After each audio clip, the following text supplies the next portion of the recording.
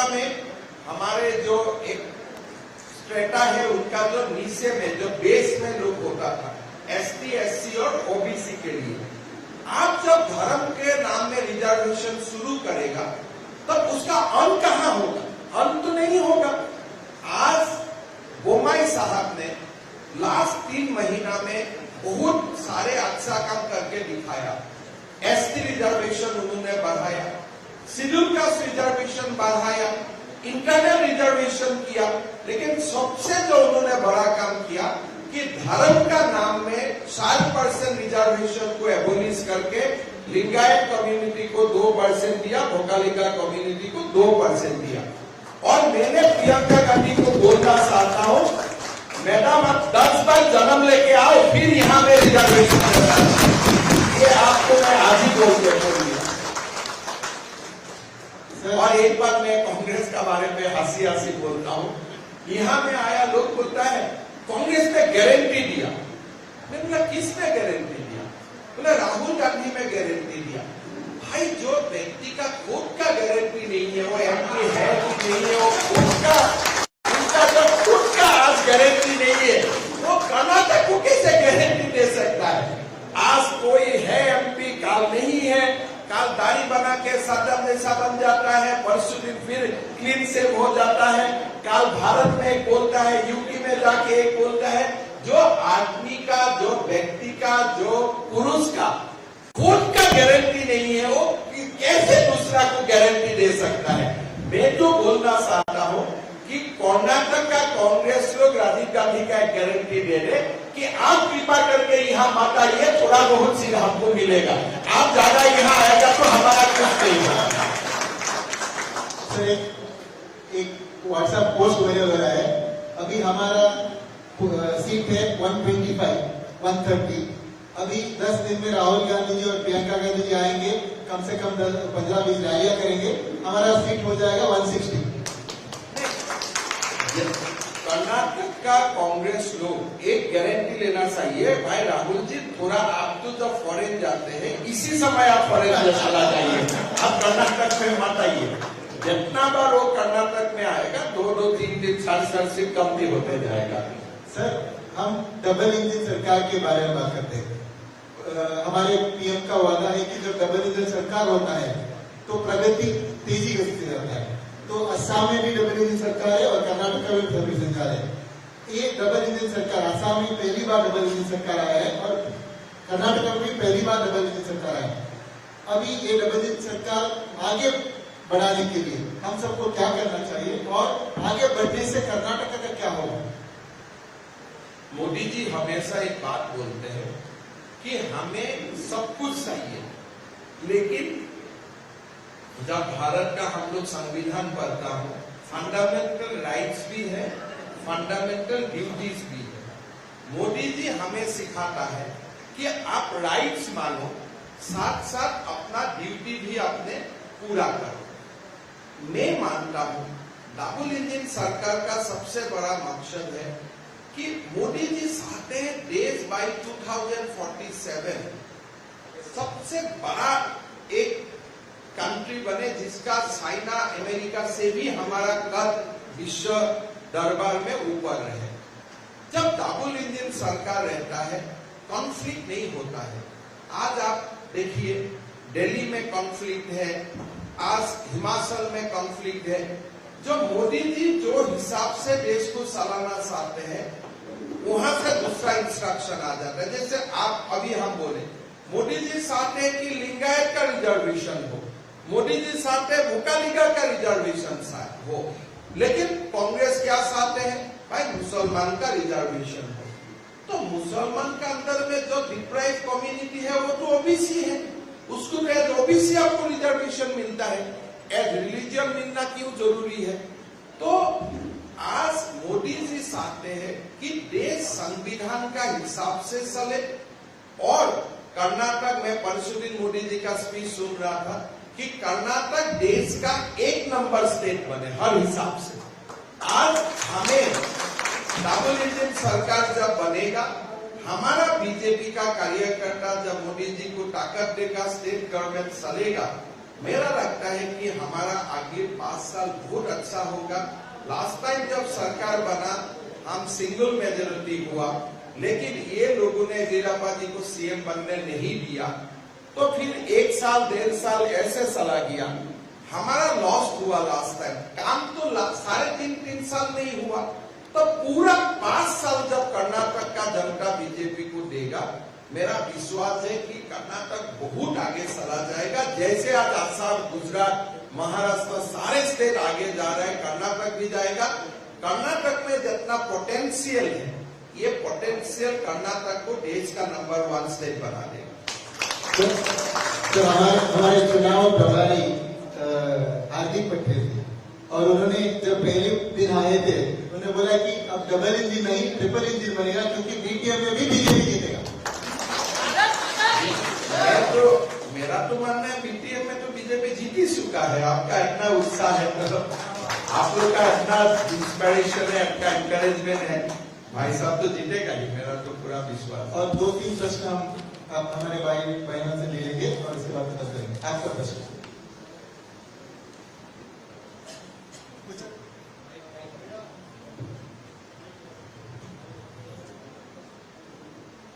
Sir, मेरा प्रश्न ये है कि हम सभी कार्यकर्ता यहाँ पे भाजपा की पूर्ण बहुमत की सरकार के लिए कार्यरत है और उसका संकल्प लेकर चल रहे हैं, पर जिस तरीके से कांग्रेस ने पहले सिख समुदाय को हमसे अलग करने की कोशिश की, फिर अभी यहाँ पे लिंगायत समुदाय को, और जिस हिसाब से हमने देखा है, जैसे भोगा दिना तो जिस तरीके से नरसंहार हुआ, आपने टीपू सुल्तान का जिक्र किया, और वो आज भी दिवाली नहीं मनाते हैं, तो कांग्रेस जो विभाजनकारी नीति को लेकर चल रही है, मैं एक डिबेट में था, तो वहाँ पे ये चल रहा था, तो आपका थोड़ा एक स्पष्टीकरण चाहता हूँ कि उस पर हम कैसे एक अपना पॉइंट रख सकते हैं। देखिए, कांग्रेस आज लिंगायत को कांग्रेस क्या दे सकता है? जब वीरेंद्र पाटिल जैसा मुख्यमंत्री को आप एयरपोर्ट से ही आप डिसमिस कर देते हैं। आज ये जो रिजर्वेशन बोम्मई जी ने दिया, क्या सिद्धरामैया जी दे नहीं सकता?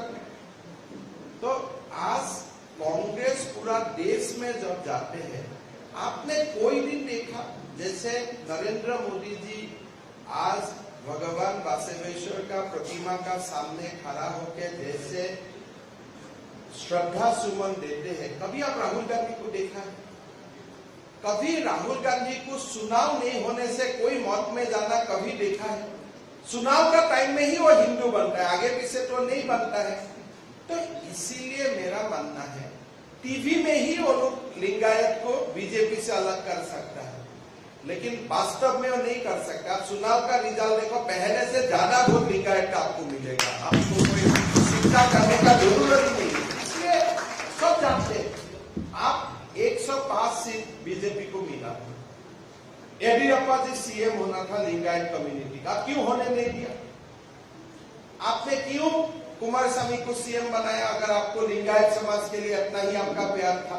इसलिए मेजोरिटी तो येदियुरप्पा जी का साथ था, 105 सीट मिला था। फिर आपने आपका जो कर्नाटक में पूरा हिस्ट्री है आपका शासन का, पूरा हिस्ट्री एंटी लिंगायत, कभी प्रो लिंगायत था ही नहीं। अभी चुनाव के लिए आप क्या बात बोलते हैं? आप क्या किया है? आपका पार्टी का कभी बड़ा पोस्ट को लिंगायत समाज को मिला है कभी कर्नाटक में? तो इसीलिए उनको आप लोगों को फ्रंटियर बोलना चाहिए कि भाई आप 2-3 काम गिनाइए जब आपका शासन का समय में आपने लिंगायत समाज के लिए किया। आप पूछिए उनको कि आप एक लिंगायत सीएम को आपका राजीव जी ने वो फ्लाइट का एयरपोर्ट में ही सीट से अलग कर दिया था, सच है कि नहीं? येदियुरप्पा जी का मेजोरिटी होने का बावजूद आपने उनको अपमान किया कि नहीं? आज आप देखिए, सारे लोग जानते हैं खाने पीने में कांग्रेस जैसा माहिर कोई नहीं है। आज वही डीके शिव कुमार बोम्मई जी को बोलते हैं कि आप कमीशन लेता है, लेकिन बोम्मई जी का एफिडेविट में पैसा नहीं भरा, जो पैसा भरा डीके का एफिडेविट में पैसा भरा है। तो आप एफिडेविट कंपेयर करके देखिए किसका प्रॉपर्टी भरा है, आपका कोई मैजिक है क्या? तो आज राजीव गांधी क्या बताया था कि हम जो दिल्ली से पैसा भेजता हूं, समाज को 10 पैसा मिलता है, 90 पैसा रास्ता में ही अलग हो जाता है। वो रास्ता में कौन था? स्टेट गवर्नमेंट कांग्रेस था, पंचायत कांग्रेस था, कांग्रेस का शासन था। मतलब जो 90 पैसा गायब हो जाता था वो कांग्रेस का पेट में जाता था।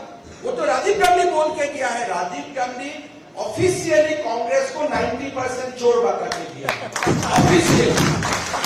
ये हमें बोलने का जरूरत नहीं, राजीव गांधी ने डिक्लेयर करके किया है भारत पार्लियामेंट से कि कांग्रेस इज 90% चोर है, मैं खुद 10% ही भेज सकता हूं। तो इसीलिए आप लोग फ्रंटेल में जाइए। कोई देखो इतना बड़ा काम कर्नाटक में जैसा मैसूर एक्सप्रेस हो गया, कर्नाटक में इतना बड़ा बड़ा काम हुआ है आपका शासन काल में। कभी बैकफुट में रहिए मत, फ्रंट फुट में रहिए। Sir, thank you, sir. Sir, regarding, your saffron is in northeastern part a lot. पहला में कांग्रेस था सभी, so you played a major role in changing the face of it. So what are the things that you faced, what are the challenges that you faced to achieve that? And does the center government, Modi's government help you in do that? I tell you the geographical and population categorization of Northeast. Today we have our own government in Arunachal Pradesh, Manipur, Assam and Tripura. In Assam, Muslim percentage is 36 and Christian population is 6%. So 42% belongs to Christian and Muslim. In Arunachal Pradesh, not less than 40% population is Christian. In Manipur, not less than 40% population is Christian. And Tripura, not less than 20% population is Christian. But BJP has won not only one, we have repeated our mandate. हम लोग 2 बार जीत गया। एक बार आप बोल सकता है कि fluke में जीत गया, लेकिन 2 बार हम जीत गया है। Why we have won? You must have heard China-India conflict in 1962. So we have a place called Tawang in Arunachal Pradesh. To reach Tawang from the immediate army base of Tezpur, it used to take 4-5 days. Congress did not develop infrastructure there completely. From China they can reach Tawang in 3 hours. But today we can also reach 3 hours. That is what Modi ji has done in just last 6, 7, 8 years. We did not have Rajdhani Express in every capital. Today we have broadcast. Like Karnataka, rail line is getting electrification is going up. We have also electrification. Today, dual rail line track has been laid. In Northeast is all same thing is happening. So, taking the country as a whole, without fear, without favor, Modi ji is doing everything for the people of India. आज कर्नाटक का गांव में अगर free rice mill रहा है, लद्दाख का गांव में भी फ्री राइस मिल रहा है। एंड ये जो पूरा भारत को मोदी जी ने यूनाइट करके एकदम आगे लेके गया, that is why people of North East is reposing faith in Prime Minister and every time we won with a bigger margin. I mean, this time also, if there is an election, we will do better than the last election. So we will reach plateau at some time. But till then, we will only have growth and growth. नमस्कार, welcome to Karnataka and video मसद constituency. एक question था, जब आतिफ जी और जी आए थे पहले meeting लिए, आपका बहुत एग्जाम्पल दे रहे थे। आप 12 o'clock को 1 o'clock को कार्यकर्ता लोगों को कॉल करते थे और अपडेट देते पब्लिक सर्विस पे, और आप 3 से 4 घंटे सोते थे। इलेक्शन का वातावरण है, सभी लोगों को एनर्जी रखना पड़ता है, आपका एनर्जी कैसे रखते हैं? देखिए, there is a two thing in life. आप जो काम करते हो, जो आपका मन में जो काम है, वो काम जब आप करते रहते हो, then you don't sleep. आप कभी कभी, जैसे अभी हम लोग ने एक असम में एक फेस्टिवल किया, Bihu, where 11,000 dancers danced together in front of Prime Minister. So in that walk, we were busy for 1 month. Probably at that point of time, I have not even 2 hours. But I enjoy. So when you walk for BJP, you should enjoy. You should not think that you are walking for election. You should think that every additional vote you are bringing for BJP, actually you are strengthening your motherland. You are strengthening your country. So if you have that spirit imbibe your mind, आपका कोई दुखी आप हो ही नहीं सकता है, आपका कोई बादी नहीं है. तो कल मेरा यहाँ कैंपेन 9 बजे लास्ट है. मैं 9 बजे जाऊंगा डिब्रूगढ़. 3 तारीख सुबह 9 बजे वाइस प्रेसिडेंट डिब्रूगढ़ लैंड करेगा. मैं 8 बजे खुश रह के वहां एकदम दीप तप रहूंगा. इसलिए I know I am doing something which is close to my heart. तो इसीलिए आप जो बीजेपी करते हो, मन में रखो, you are not doing any political party, you are not doing anything for power, you are doing something for your motherland. तो आपका कोई टायर्डनेस होगा ही नहीं. You will not feel tired.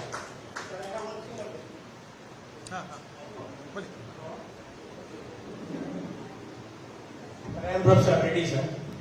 I am a great fan of you, of Modi, Yogi ji. Next, you are we are really impressed. Almost, I am also just a bit of this. I think you have complete clarity about Indian history, and you have a lot of concern for integration of our country. As such, from Kashmir to Kanyakumari, now your name shines like a star. This is not an exaggeration. This is fact I am saying. Sir, you are talking about uniform civil codes. I know that you have implemented that madrasas. That's in our heart. How important? What are its implications? What role it plays in the integration of our country? And in due course, that if you just leave aside, that leads to disintegration of our country. Sir, we always remember you as far as that any of all steps that you have taken to create such an emotional integration of our country. Next point, sir, we are talking about uniform civil code. Okay, no problem. Entire country will have common code, but the population control, whether it is by mandatory or by social, creating awareness among the people, it is highly essential, sir. How earlier the better is, sir. Sir, now it almost we have crossed China's population. Whatever development our Modi ji and yours have achieved will be nullified by this increasing population, sir. Kindly try to implement the population control at the earliest, sir. Thank you very much. I just answer you in 3 steps. Only population control bill without many steps taking is of no value. Like UCC. Without UCC, Muslim women are only meant for child producing machine because they don't have right. The minute Muslim woman will have UCC, she will refuse that, look, you cannot bring second wife to my home. So this is one step towards population control. When Muslim wife will have same rights of the property of father, then she will be in a position to take her own decision. Then she will not have children the way husband wants to have. So today the plight of India, the Muslim women are becoming basically in the rural area only child producing machine. This uniform civil code will give her dignity. NRC will check inflation. So all these things Modi ji or Amit Shah is doing, they are doing scientifically, one step at a time. But in our country, if you take all step at a time, there will be anarchy. But they are doing scientifically, and I am sure that whatever concern you have, this concern might be already in the minds of Prime Minister, and today or tomorrow you will have some result.